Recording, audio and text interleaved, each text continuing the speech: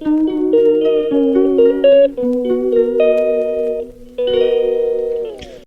Family, welcome back to my channel. আশা করি সবাই ভালো আছো, আমরাও ভালো আছি। আমার নতুন একটি ব্লগে তোমাদের সকলকে জানাই স্বাগত। অ্যাকচুয়ালি ব্লগটা কবে করার আমি জানি না, ভিডিওগুলো ক্লিপ করার ছিল। তো ফাইনালি আজকের আমি ভাবলাম যে এডিট করতে, 3-4 মিনিটের ভিডিও ক্লিপ আসছে, তো সেই কারণে ভাবলাম তোমাদের সাথে শেয়ার করি। আর আই থিঙ্ক যেদিন বৃষ্টি হয়েছিল ওই দিন রাত্রে মনে হচ্ছে সুজি রুটি তরকারি বানাচ্ছিলাম, ওইখান থেকে ভিডিওটা ক্লিপ করা। আর তারপর তো তোমাদের সাথে আমি আমার মিনি ব্লগে শেয়ার করলাম যে পরের দিন সকালে উঠে দেখছি বৃষ্টি হচ্ছে। তো বৃষ্টি হচ্ছে দেখে আমার একটু ভালো মন্দ খেতে ইচ্ছে করছে। আমি জানি না আমার ছাড়া তোমাদের কার কার এরকম ইচ্ছে করে ঠিক ওয়েদারটা একটা থাকলে এইভাবে ঠান্ডা ঠান্ডা। তো আমার যখন যেটা মন চায়, আমি জানি না কেন বৃষ্টি হলেই আমার কোথায় মনে হচ্ছে একটু পকোড়া খাই, এইরকম। জানি না তোমাদের হয় কি না এরকম।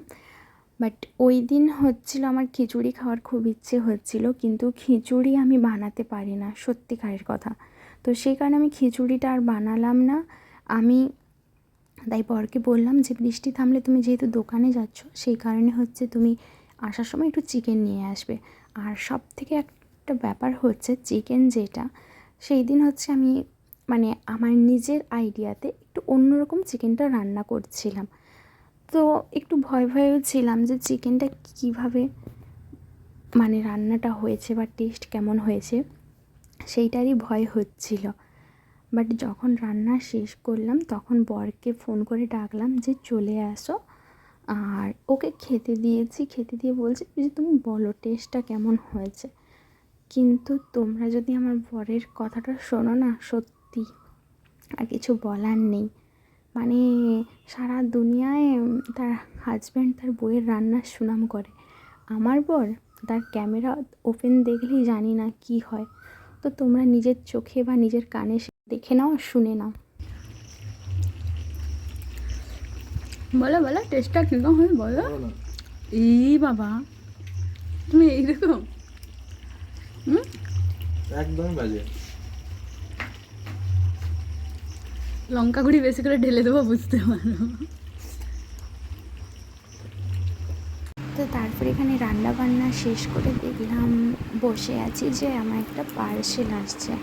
তো পার্সেলটা যখন আনতে আসি তখন দেখলাম যে বাইরে তোমাদের দাদাভাই আছে। তো তোমাদের দাদাভাইকে বলে দিলাম যে আমার পার্সেলটা নিয়ে চলে আসো। তো নিয়ে এসে ভাবলাম যে তোমাদের সাথে ওপেন করি যে পার্সেলটা কী এসছে। আমি ফার্স্ট টাইম হেয়ার স্পা মানে অর্ডার দিয়েছিলাম অনলাইনে। আর অনলাইনে ছাড়া আমি কোনোদিনও মানে পার্লারে গিয়ে স্পাও করাইনি চুলে। বাট আজ থেকে 2-2.5 বছর আগে হচ্ছে গিয়ে আমি হেয়ার স্ট্রেটনিং করছিলাম। বাট চুলটা না এখন এতটা একটু রাফ রাফ মতন হয়ে গিয়েছে, ট্রিটমেন্ট করা হয় না তো সেই কারণে মানে এখন এতটা রাফ হয়ে গেছে না, মনে হয় যে একটু ট্রিটমেন্ট করলে ভালো হয়। বাট পার্লারে যাওয়ার মতন টাইম হয়ে ওঠেনি। তো সেই কারণে ভাবলাম যে বাড়িতেই একটু চেষ্টা করি, যা হয় হবে, যতটা সম্ভব যদি পারি তো কারোর থেকে জেনে। আর তারপরে এই যে আমার একটু ছোট্ট বাগানে ফুলগুলো একটু দেখাচ্ছিলাম। বেশি বড় বাগান আমার নাই, কারণ আমার সেরকম সুযোগ হয়ে ওঠেনি। যতটা সম্ভব একটু টুকিটাকি যে গাছপালাগুলো আমার ফুল গাছগুলো সেগুলোই আছে। আর সেগুলোতে ভীষণ ফুলগুলো যে ফুটছে ভীষণ সুন্দর লাগছিলো, সেই কারণে ভাবলাম যে তোমাদের সাথে শেয়ার করি। তো আজকের আর বেশি বক বক করছি না, সবাই ভালো থেকো, সুস্থ থেকো। আমার নেক্সট ব্লগ আসা পর্যন্ত আমি জানি না আমার নেক্সট ব্লগ কবে আসবে, কারণ এই ভিডিওগুলো ছিল অনেক দিন আগে করা, যেটা আমি এখন যেয়ে এডিট করে তোমাদের সাথে শেয়ার করলাম। তো সেই হিসাবে আমি বলতে পারছি না কবে আসবে। বাট আজকের মতো টাটা, সবাই ভালো থেকো, সুস্থ থেকো।